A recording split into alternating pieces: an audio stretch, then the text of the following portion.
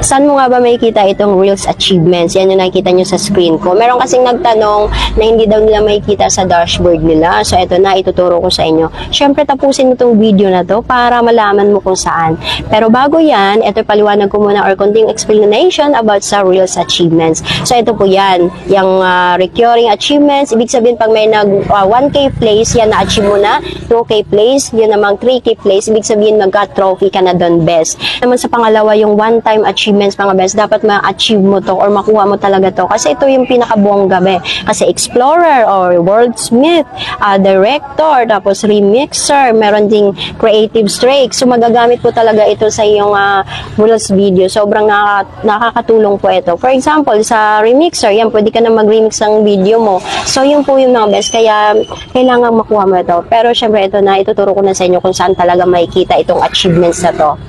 So, ganito lang gawin nyo. Punta kayo sa profile nyo, tapos i-click mo yung See Dashboard. Pag-click mo mga best, scroll up mo lang, may kita mo dyan, Earn Achievements for Creating Reels. So, i-click mo yan mga bebe. So, pag-click mo dyan, ganito po ang lalabas niyan. So, ito na yung mga Reels Achievements. Pag ganito na mga kulay mga best, ibig sabihin na-achieve mo na lahat dyan.